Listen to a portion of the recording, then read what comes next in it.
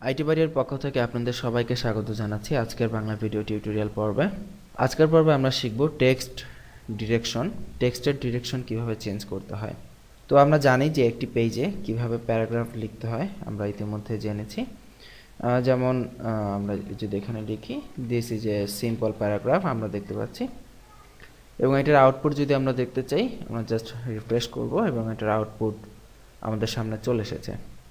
এখন আমরা যদি চাই এই লেখাটা যে বাম থেকে ডানে যাচ্ছে, কিন্তু কোনো কারণে যদি আমরা চাই লেখাটা ডান দিক থেকে বাম পাশে আসবে, দ্যাট মিন্স এখন এটা এই পাশে আছে, তো ডিরেকশন হচ্ছে বাম থেকে ডান দিকে, আমরা চাচ্ছি এটা ডিরেকশন ডান থেকে বাম দিকে হোক এইখানে এই প্লেসটাতে।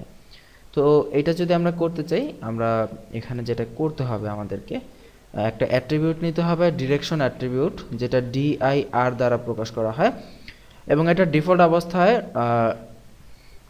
লেফট টু রাইট আছে, RTLTR, that means left to right. So আমরা যদি রিফ্রেশ করি দেখব এটা যেভাবে আছে সেভাবেই থাকবে, কারণ এটা লেফট থেকে রাইট ডিফল্টভাবেই আছে।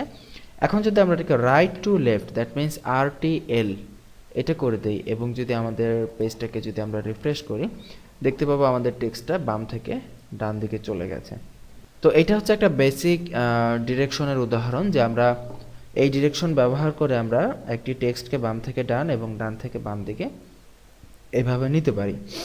এবং আমাদের এখানে আরেকটি বিষয় জানার আছে, যে এখানে একটা জিনিস লক্ষ্য করুন, যদিও এটা এই পুরো টেক্সটটা ডান দিকে চেপে গেছে, কিন্তু টেক্সটের যে মেইন যে ডিরেকশন, যে দিস আগে আছে, ইজ এ সিম্পল প্যারাগ্রাফ, এই বিষয়গুলি কিন্তু সব ঠিকই আছে।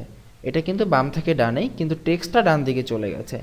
সো এই বিষয়গুলোকে যদি আমরা উল্টা করতে চাই আমাদেরকে যেটা করতে হবে, প্যারাগ্রাফ তো আছেই, প্যারাগ্রাফটাকে BDO নামে একটি ট্যাগ আছে আমাদের HTML এ, BDO, এই ট্যাগের মধ্যে পুরো প্যারাগ্রাফটাকে র্যাপ করে দিতে হবে। দেখুন আমরা পুরো প্যারাগ্রাফটাকে ভিডিও ট্যাগের মধ্যে ঢুকিয়ে দিলাম, এবং এই ভিডিওর যদি আমরা ডিরেকশন এখানে ইউজ করি যে রাইট টু লেফট, ভিডিওর যদি ডিরেকশন আমরা রাইট টু লেফট দিই এবং যদি রিফ্রেশ করি দেখবো এই যে আমাদের সেকেন্ড প্যারাগ্রাফ যেটা আছে সেটা কিন্তু দেখেন টেক্সট কিন্তু বাম দিকেই আছে, কিন্তু প্যারাগ্রাফগুলোর লেখাগুলো কিন্তু কমপ্লিটলি ঘুরে গেছে।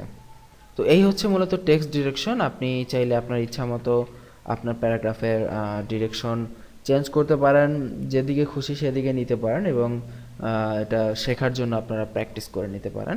তো আমরা কোডটা সোর্স ফোল্ডারে দিয়ে দিচ্ছি।